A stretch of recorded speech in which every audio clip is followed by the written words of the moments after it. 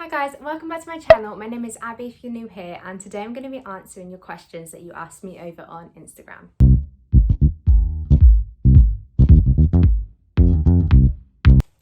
So I have written them down on this piece of paper just because I use my phone to film. So let's just get straight into the first question. So the first question is, how did you get into houseplants and when? So I got into houseplants, I'd say at the first opportunity I could really. I used to live in a house share with my husband about, I think it was about 8 years ago. We moved out of a house share and we moved into our own apartment, just him and I.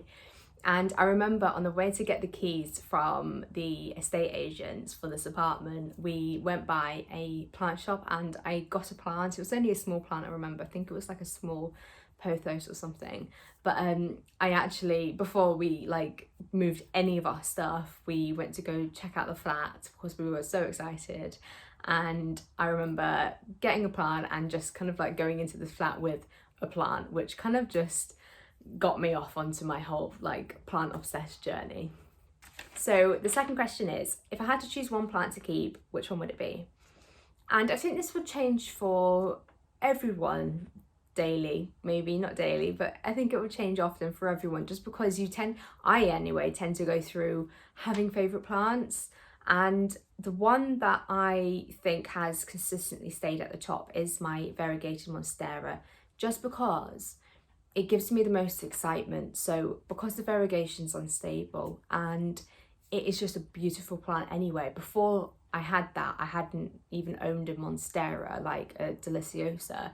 So the actual beauty of the plant in itself is stunning. So I think for me it would be that one, because it is exciting when it does grow in a new leaf, as they all are. But I think that one would be the one that I would keep if I could only keep one.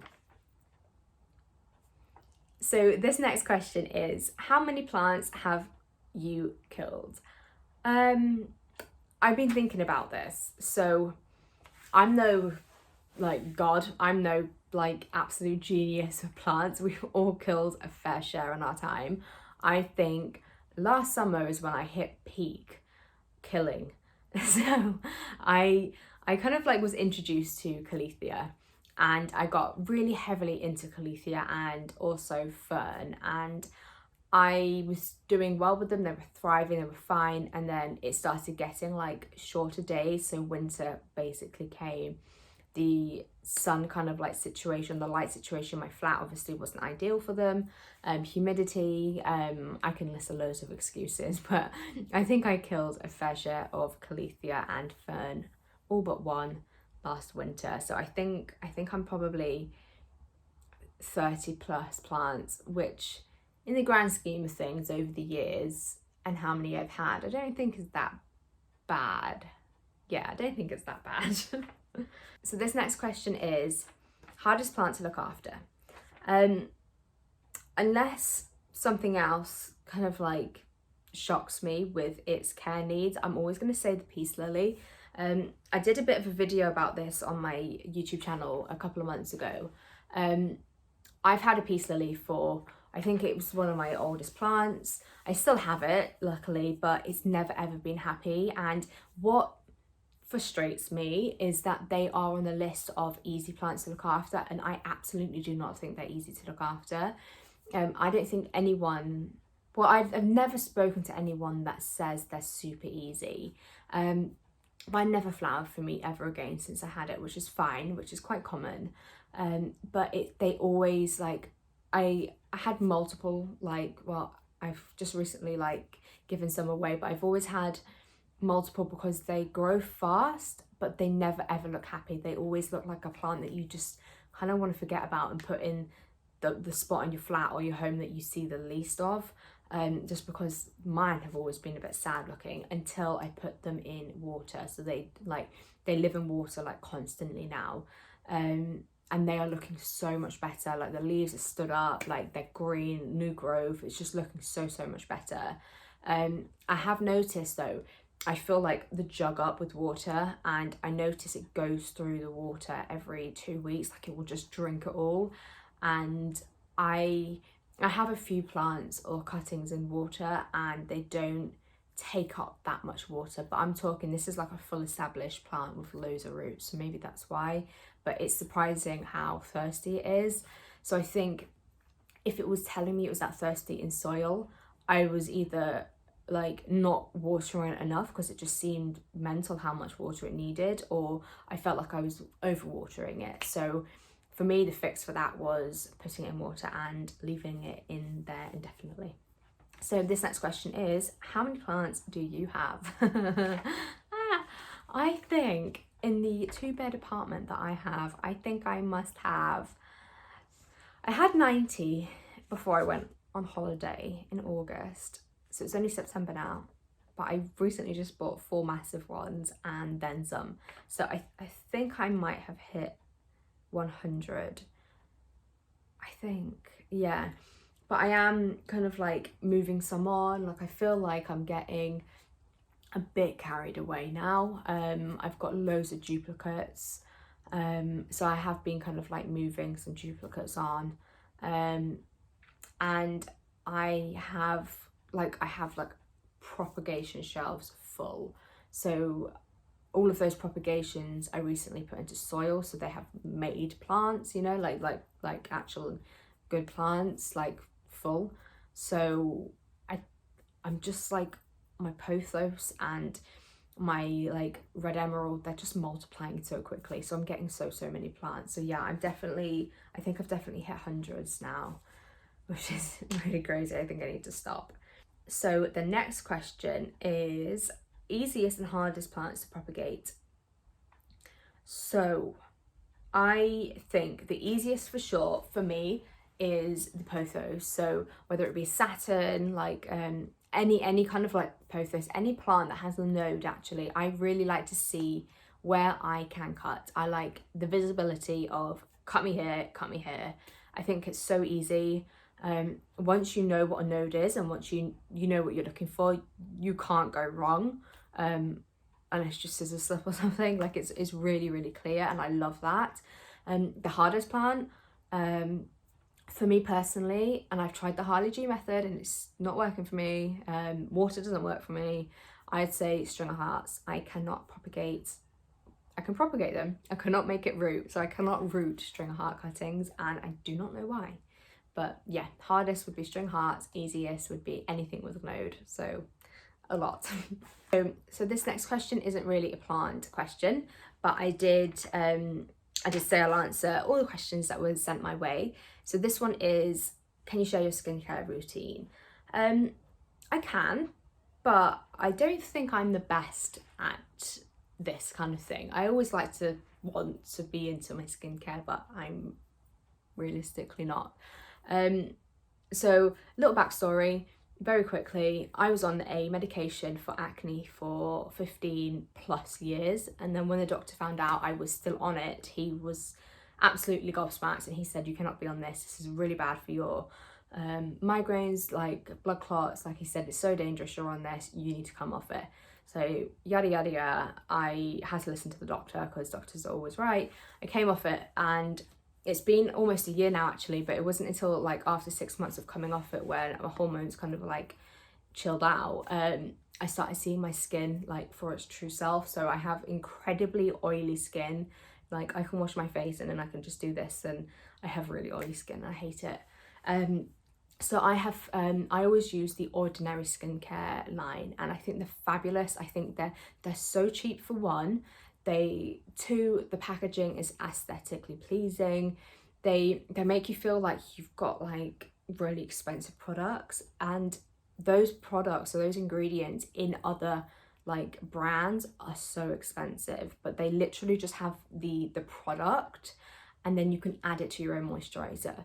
I see if I can like put some pictures up or something of like how cute the little bottles are and the little pipettes, and it makes you feel like, I don't know, I really like using this stuff. But yeah, I use like their kind of like collection, and I recently have completely stripped it back. So I've been using, I just cleanse my face, I use micellar water, and then I use their moisturizer, which I've got a massive like tube of it for like £6 or something. So I've been using that recently because I want to just figure out my hormone levels and why I'm getting such oily skin and why it's turning to like acne around that time of month on my chin and jaw and stuff. I won't go too much into it, but I definitely recommend The Ordinary. Yeah. So another question is, have you ever had a plant arrive in good condition and weeks later it's killed itself? I love this. Yes, but only parts of the plant, so not like the whole plant. If you mean the whole plant, then maybe it was never in good condition to start with, because the whole plant shouldn't really take a turn like that. But I definitely have had parts of the plant that have died off, and I think that is expected. If you're buying online, I'm assuming have you ever had a plant arrive? Yeah. So yeah, she's obviously bought online. Transit damage, I would expect your plant to kind of be like looking great and then taking a bit of a turn, because they do kind of like go into shock. Plants are very, very sensitive little things. So that is very normal, but the whole plant, no, that wouldn't be normal, and I'd be a bit upset if that would happen. For an example, the Monstera, when I got that, I always tend to do the same rule of thumb. So if I get a new plant, I tend to like isolate it just in case it's got like an infestation of like mealybugs or like thrips or something. I always make sure I know how long it's been in like the mail for. So my variegated Monstera and my Rhaphidophora, they were in a box for 4 days. So they were in like a dark box, no sunlight, for 4 days. So when I got them, I didn't put them directly into like bright light, like, because that would have obviously like seen a decline in the plant, because it would have been shocked. So doing little things like letting it acclimatize to your whereabouts, and just slowly kind of weaning it into like its new home, I think will help. But plants can sometimes just arrive looking fabulous and then just think, yeah, I'm done. I don't like my new environment. It shocked me too much being in the post. So yeah, it's unfortunately expected, but again, I wouldn't say the whole plant, just parts of it. So this next question is recommendations for beginners. So if you're thinking about like recommendation plant wise, I would definitely say a snake plant, a ZZ plant, and a pothos or a Monstera, just because they are the easiest. Like, I think they're the most forgiving plants. Yeah, I'd say them. But I would always YouTube research first. Like, you can find like videos on YouTube that are so enjoyable to watch. You can mindlessly listen to them, and like I listen to Plantarina, like, because she's, and also what's her name, Homestead Heath, what's her name, Summer Rain Oaks. I always listen to like their kind of like videos without actually needing to watch what they're doing, unless they're showing you something on the plant, because I think they're really, really educational. So if I'm cooking something, I'll just have that on in the background, and I think that helps so many times. Like, there's so many different situations where I've been like, oh my god, I didn't know that, or oh, that's interesting, I'll try that with like my plant that's like not necessarily enjoying where it is at the moment. But I think for recommendations for beginners, make sure you do research, and it's not like Google search boring stuff anymore. It is enjoyable, kind of like you can leisurely watch something on YouTube or an AI website. But the plants, I would say those three. One thing I was questioned about the other day, this guy, he messaged me and said that his cactus isn't doing the best, and I asked where it was, and he said it seems to be drowning, it's in the bathroom. And I said, well, the humidity might not be for the cactus. I wouldn't necessarily put it in the bathroom. And he said, I'm looking for a plant to go in the bathroom. What do you recommend for beginners? And he said he wanted a trailing plant, so we went on to pothos. And then I said, oh, I would love to be able to have a plant in the bathroom. Like, I've always wanted to have a house where I have windows in the bathroom to have a plant. And he said, oh yeah, I don't have windows either. And I was like, you need windows, like your plant needs light. So yeah, do your research. And if you're really getting into plants and you have no idea where to start, bright and direct light, somewhere that doesn't have a draft, but again, I've never had a problem, so I wouldn't necessarily put it next to my window that's always open. It's like really windy, and yeah, make sure it has windows, so light and bright and direct light, no water it when it's like kind of like the top 2 inches are dry. And yeah, I think if you get those 3 plants, then you can't really go wrong. But that's the rule of thumb with a lot of plants, but obviously depending on what you're buying, you need to kind of like tweak that. But bright, non-indirect light, water when it's dry or getting dry, and then somewhere where it's not drafty. So the last question, and I'm glad it's last because my throat's hurting, I'm talking so much, I need some water. The last question is favourite places to buy plants. I have quite a few favourite places, and I really should have written these down so I was more prepared. I would say my absolute number one would be Cowell's Garden Centre online. Their collection is huge. They have like accessories, they have pots, so you can buy like a 12-inch plant and then get a pot at the same time. I just think that's so handy and convenient. The collection of plants that they have in general is just amazing. They are a family-run business. They love their plants because they arrive in such good condition, and their packaging, there's care into like their packaging as well. So my number one, if someone said where can I buy plants from online, I would always recommend them first. Another one that I have only bought from once, but it's all I see on Facebook, is Plant Lovers EU. I think they're great. I first bought from them when they were starting out, well, when they were starting to sell to end user rather than, I think they were like wholesale before, so like business to business. And they didn't have anyone on customer service. They were literally that new, and I was emailing and all my emails got ignored. But they've completely stepped that up now. I think they've realised the demand for their products. So I would definitely recommend them. And another one is the actual plants. Sometimes it's hit and miss, but it's okay because the price of them are really good. So it's a guy that I found on eBay. It's called Rich Rainforest, and I actually go to their website directly. When I've sent this to people, they haven't been able to find it on Google, which is really weird. So I've had to send the link. So I'll put the link in the description because I don't know why it just doesn't come up. But he will literally have plants for £3, and he's got like, he's a terrarium like supplier. So I think my phone just went low battery then, I don't know if that even worked. So he's a terrarium supplier. So he did start selling like particular plants for terrariums, but now I think with COVID and the plant love like boom, he started like kind of like selling like house plants now. So I really like his products.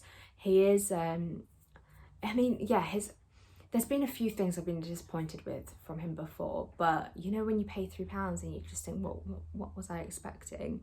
But he does have like T's and C's that if you don't pay for that more expensive postage, then you don't have like live guarantee or something. But I've never had a problem with them being dead. So again, order at your own risk with him, but he's cheap, he's got lots to choose from, and I like him because he seems like he's just an independent guy, and I really like helping like the smaller businesses. So yeah, and I'll actually add a few more in the description down below because I can't remember the names correctly and I don't want to get them wrong and butcher them, but there are a few that I've bought from and also want to buy from because I just love their marketing, I love their Instagram, and the plant collections and prices are really good. Another one before I forget is House of Kojo. That's one that's the prices are really good. I've never ordered from them before myself, but my friends have, and they really like their stuff. Oh, and Turn It Tropical. Definitely Turn It Tropical. Again, I've never ordered from them, but I have just received a plant from them that was sent to me as a gift, which was so cute. It still makes me so happy. But their packaging was amazing. Everything was like reused, and the plant, like, it had a little handwritten note in it, and it was just so cute. So another like independent like plant shop is Turn It Tropical. So I hope that answers your questions. yeah, I've never done anything like this before, so I probably went on too long in certain areas, but I really hope you enjoyed watching this video. If you did, give it a thumbs up and don't forget to subscribe to my channel. See you in the next one. Bye.